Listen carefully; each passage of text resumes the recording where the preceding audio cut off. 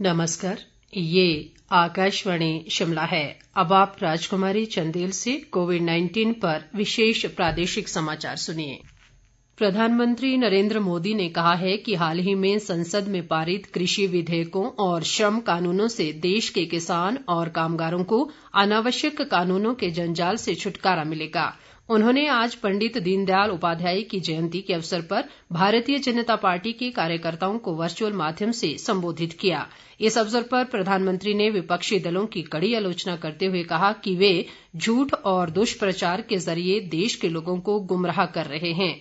प्रधानमंत्री ने कहा कि कोविड महामारी के दौरान भी पार्टी कार्यकर्ता संकट में फंसे लोगों की मदद का प्रयास करते रहे हैं। उन्होंने वैश्विक महामारी से बचने के लिए लोगों से स्वास्थ्य मंत्रालय के दिशा निर्देशों का पालन करने, मास्क लगाने और सुरक्षित दूरी बनाए रखने का आग्रह किया। इस बीच भाजपा कार्यकर्ताओं ने पंडित दीनदयाल उपाध्याय की जयंती पर प्रदेश के अनेक भागों में सफाई अभियान चलाया है। पार्टी कार्यकर्ताओं ने आज से कुल्लू शहर को फिर से सैनिटाइज करने का काम शुरू किया ताकि कोरोना संक्रमण को फैलने से रोका जा सके।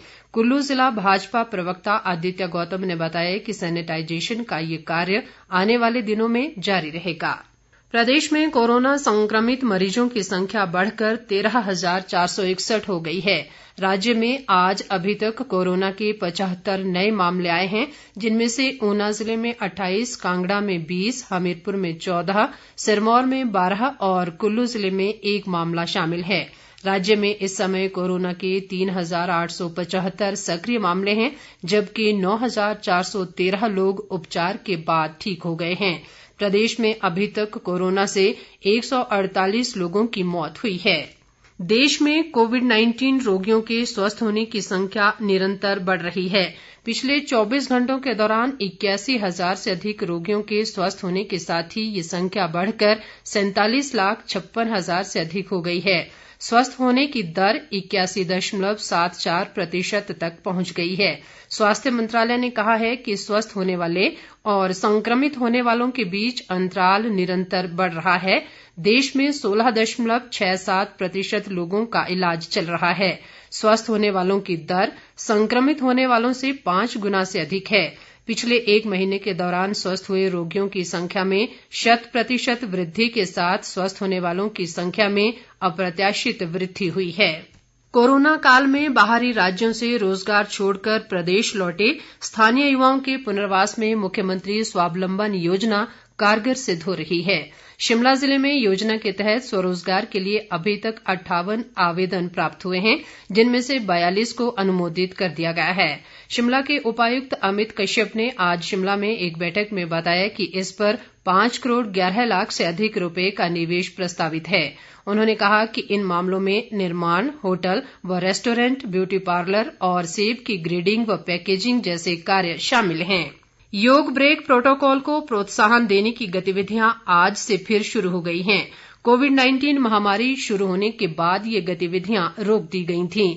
5 मिनट के इस प्रोटोकॉल में लोगों को कार्यस्थल पर योगाभ्यास के लिए प्रोत्साहित किया जाता है। आयुष मंत्रालय ने मोरारजी देसाई राष्ट्रीय योग संस्थान के सहयोग से कार्यस्थलों पर कर्मियों को तनाव मुक्त, तरोताजा और काम पर ध्यान देने के लिए तैयार करने के उद्देश्य से 5 मिनट का योग ब्रेक प्रोटोकॉल विकसित किया है।